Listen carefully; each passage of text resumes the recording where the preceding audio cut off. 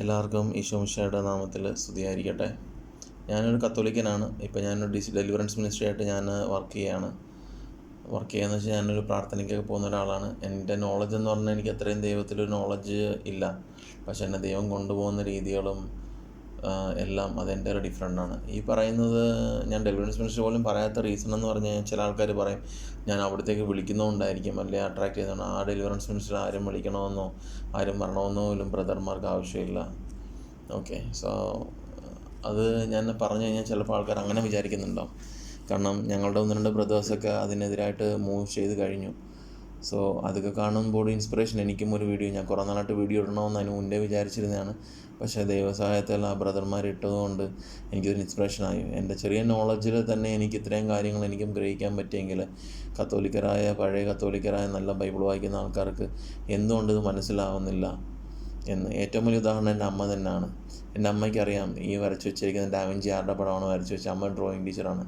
So അമ്മയ്ക്കറിയാം ആരുടെ പടമാണ് ഈ വരച്ചു വെച്ചിരിക്കുന്നതൊക്കെ. എന്നിട്ടും അവരും പിന്നെ അതിൻ്റെ ഫ്രണ്ടിൽ ഇപ്പോൾ അത് അറിഞ്ഞുകൊണ്ട് പോയി സാത്താനെ വർഷിപ്പ് ചെയ്യുന്നു എന്നാണ് എനിക്ക് പറയാനുള്ളത്. ഇതാരെയും ഒരു മതത്തിനെയും ഞാൻ ഹാനികരിക്കാനോ ഒന്നുമല്ല. ബൈബിൾ വർഷിപ്പർ പ്രകാരം പോകണം എന്നുള്ളത് മാത്രമേ എനിക്ക് ഇതുള്ളൂ. ഓക്കെ, സോ നമുക്ക് ആദ്യം പഴയ നിയമത്തിലൂടെ നമുക്ക് കടന്നു പോകാം. ഓക്കെ, പഴയ നിയമത്തിൽ ആദ്യം ലേവ്യരുടെ പുസ്തകം, അതായത് ലെവിറ്റസ് 19:4. ഓക്കെ, 19-ാം അധ്യായം 4-ാമത്തെ വാക്യം. Do not abandon me and worship idols. Do not make gods of metal and worship them. I am the Lord your God. Okay, ഇതിനകത്ത് പറഞ്ഞേക്കുന്നത് വെച്ച് കഴിഞ്ഞാൽ നമുക്ക് ഈ രൂപങ്ങൾ വെച്ച് പ്രാർത്ഥിക്കരുത് എന്ന് തന്നെയാണ് കർത്താവ് പറഞ്ഞിരിക്കുന്നത്. ഓക്കെ, രൂപങ്ങൾ മെറ്റലിലോ അല്ലെങ്കിൽ വേറൊരു ഇതിലോ ഉണ്ടാക്കരുത് എന്നാണ് പറഞ്ഞേക്കുന്നത്. ഇനി ചില ആൾക്കാർക്ക് സംശയം ഉണ്ടാകും, എന്ത് ഇത്രയും ഒരുപാടിടം ഞാൻ കാണിച്ചു തരാം, ഈ പഴയ നിയമം മാത്രമാണ് പറയുന്നത്, അത് പുതിയ നിയമത്തിൽ അത് പറയുന്നില്ലോ, ഉണ്ടാക്കാമല്ലോ എന്നൊക്കെ വിചാരിക്കുന്ന ആൾക്കാരുണ്ടാകും. അതും തെറ്റാണ്. ഓക്കെ, ദൈവം പുതിയ നിയമത്തിലും ഉണ്ടാക്കരുത് എന്ന് പറയുന്നുണ്ട്. സോ ആ വചനവും ഞാൻ ഇതിലൂടെ ഞാൻ പറയാം.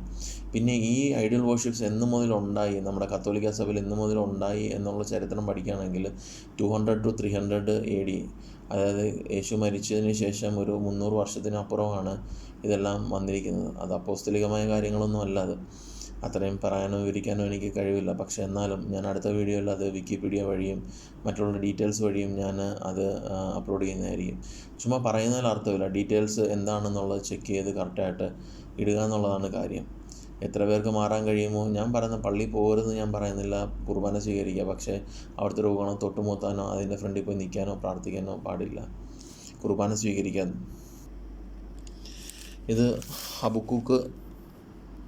ഹബക്കൂക്കിൻ്റെ പുസ്തകത്തിൽ നിന്നാണ്. ചാപ്റ്റർ 2 കാണാമെന്ന് വിശ്വസിക്കുന്നു. Chapter 2 verses 18. Okay, what's the use of an ideal? It is only something that a human being has made, and it tells you nothing but lies. What good does it do for its maker to trust it? A God that can't even talk. You are doomed. You say to a piece of wood, wake up, or to a black stone, get up. Can an idol reveal anything to you? It can be covered with silver and gold, but there is no life in it. The Lord is in his holy temple. Let everyone on earth be silent in his presence.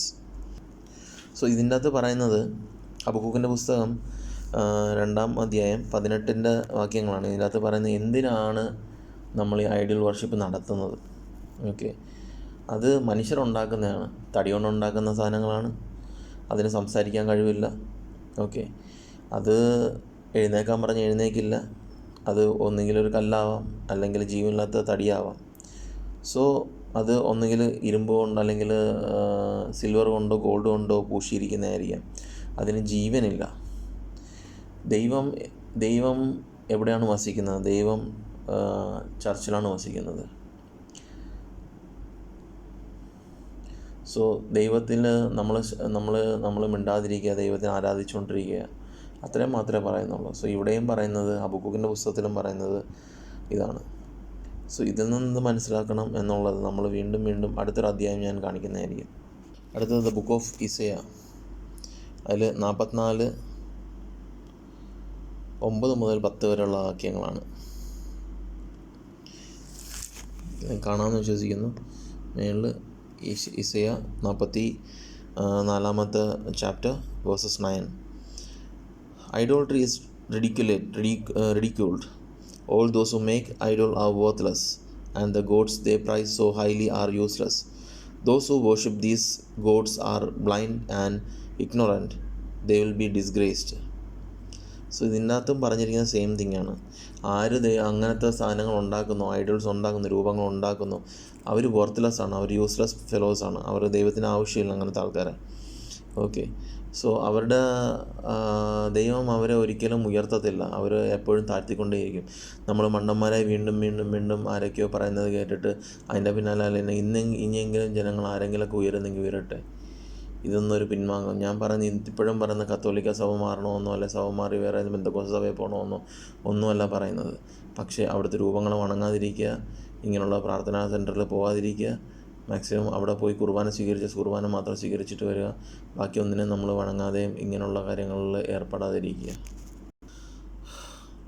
അടുത്തത് the book of Jonah chapter 2 versus 8 കാണാമെന്ന് വിശ്വസിക്കുന്നു എല്ലാവർക്കും. Those who worship worthless idols have abandoned their loyalty to you. So ഇതിൻ്റെ അകത്തും worship ചെയ്യരുത് എന്ന് തന്നെയാണ് പറഞ്ഞേക്കുന്നത്. വീണ്ടും വീണ്ടും നമ്മൾ ഒരുപാടെടുത്ത് നമ്മളിവ കാണിച്ചു തന്നു. ഇനി നമുക്ക് ന്യൂ ടെസ്റ്റ്മെൻറ്റിലും കുറച്ച് പോവാം. ഓക്കെ, അടുത്തത് ബുക്ക് ഓഫ് കൊറിന്ത്യൻസ് 1 കൊറിന്ത്യക്കാരുടെ ലേഖനത്തിൽ chapter 10 versus 10 to 14. 10 versus 14. Okay, ഇത് പുതിയ നിയമമാണ്. ഇതുവരെയും പറഞ്ഞ പുതിയ നിയമങ്ങളാണ് പറഞ്ഞത്, അല്ലെ പഴയ നിയമങ്ങളാണ് പറഞ്ഞത്, ഇപ്പോൾ പുതിയ നിയമമാണ് പറയുന്നത്. Okay, so then, my dear friends, keep away from the worship of idols. I speak to yourselves you as a sensible person. Judge for yourselves what I say. The cup we use in the Lord's Supper, and for which we give thanks to God, when we drink from it, we are sharing the blood of Christ.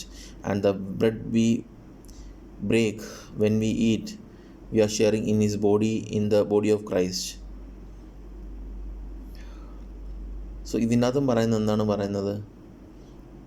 നിങ്ങൾ ബുദ്ധിയുള്ളവരായിരിക്കട്ടെ, ആ രൂപങ്ങളുടെ അടുത്ത് നിന്ന് ദൂരെ മാറി നിൽക്കുവാനാണ് കർത്താവ് പറയുന്നത്. So ഇത്ര അടുത്ത് പറയുമ്പോൾ നിങ്ങൾ കാര്യം മനസ്സിലാക്കണം, നമ്മൾ ആരെങ്കിലും കളിപ്പിക്കുകയാണോ ചെയ്യുന്നത്? ഇവർക്ക് എന്നാണ് ഇതുകൊണ്ട് നേട്ടം എന്നാലോചിക്കണം. ഈ ഒരു സിസ്റ്റം വർക്ക് ചെയ്യണമെങ്കിൽ, അല്ലെങ്കിൽ ഈ ഒരു കത്തോലിക്ക സഭ വർക്ക് ചെയ്യണമെങ്കിൽ പണം ആവശ്യമുണ്ട്. സോ ഒരു പക്ഷേ ഇതായിരിക്കും. പക്ഷെ പണ്ടും പണം ആവശ്യമുണ്ടായിരുന്നു.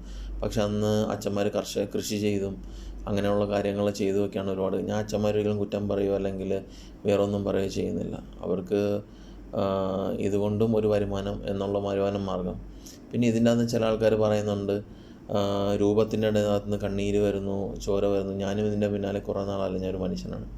പക്ഷേ അന്നും ദൈവം എനിക്ക് കാണിച്ചെന്ന ഒരൊറ്റ കാര്യമാണ്, എന്തുകൊണ്ട് നമ്മൾ വീണ്ടും വീണ്ടും ഈ ഐഡൽ വർഷിപ്പിൻ്റെ ഈ വേഴ്സസിൻ്റെ അന്ന് കുറേ വേഴ്സസൊക്കെ എനിക്ക് ബൈബിൾ വായിക്കാൻ മിക്കവാറും കിട്ടുന്ന വിഗ്രഹാരാധനയെ കുറിച്ചിട്ട്.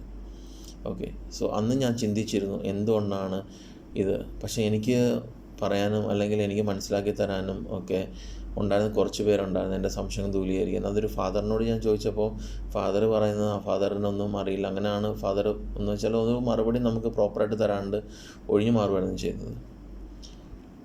സോ ഇതൊക്കെ എന്തിനാണ് നമ്മൾ ഇന്നും ബ്ലൈൻഡായിട്ട് നമ്മൾ വിശ്വസിക്കുന്നത്? സോ ഇനി ഞാൻ പറയുകയാണ്, ദൈവജീവിതത്തിൽ നിന്ന് പിന്മാറുക, അതാണ് എല്ലാവർക്കും നല്ലത്. So the book of Revelation chapter 9 verses 20. The rest of the humanity, all those who had been killed by these plagues, did not turn away from what they themselves had made. They did not stop worshipping demons, nor the idols of gold, silver, bronze, stone, and wood, which cannot see, hear, or walk. Nor didn't they repent of their murders, their magic, and their sexual immorality, or their stealing. So clearly it is written in the Bible that we are not allowed to worship idols. And ഇവിടെ എന്താ പറഞ്ഞേക്കുന്നത് വെച്ച് കഴിഞ്ഞാൽ, നമുക്ക് എന്ന് നമ്മൾ രൂപങ്ങൾ ആരാധിക്കാൻ തുടങ്ങി അന്ന് നമുക്ക് രോഗങ്ങളും വല്ല വ്യാധികളും ഒക്കെ എല്ലാം നമുക്ക് വരാൻ തുടങ്ങി. അത് എസ്പെഷ്യലി അവർ കാണാൻ പറ്റാത്ത വിഗ്രഹങ്ങളൊക്കെയാണ് നമ്മൾ ആരാധിക്കുന്നത്. സോ നമ്മൾ ഒരുപാട് കള്ളത്തരങ്ങൾ പറയാൻ തുടങ്ങി, കൊലപാതകം കൂടാൻ തുടങ്ങി, സെക്ഷൽ ഇമ്മോറാലിറ്റി കൂടാൻ തുടങ്ങി. ഇപ്പം നോക്കിയാൽ മതി, നാട്ടിൽ തന്നെ നമ്മൾ ക്രിസ്ത്യൻ സഭകളിൽ തന്നെ എത്ര പെണ്ണുങ്ങൾ എത്ര ആണുങ്ങളാണ് മോശപ്പെട്ട രീതിയിൽ പോകുന്നത്. ഓക്കെ, സോ ഇത്രയും നമുക്ക് ന്യൂ ടെസ്റ്റ്മെൻറ്റിലാണ് വരുന്നത്.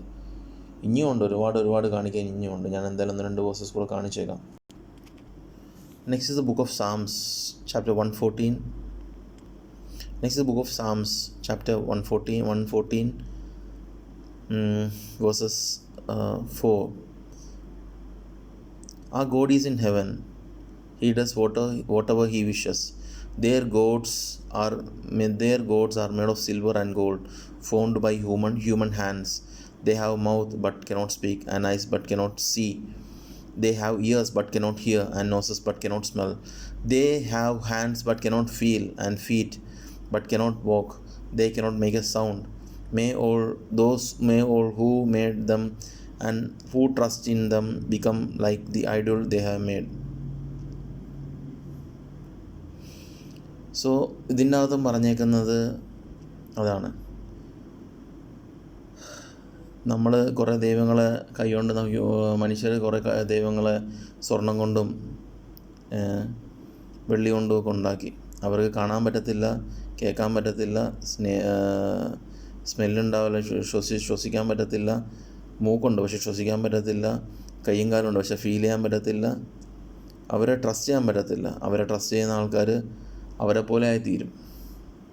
എന്ന് വെച്ചാൽ അവർക്കും ഈ പറയുന്ന ആൾക്കാർക്കും ശ്വസിക്കാനും കാണാനും ഫീൽ ചെയ്യാനും ദൈവത്തിനെ പറ്റത്തില്ല.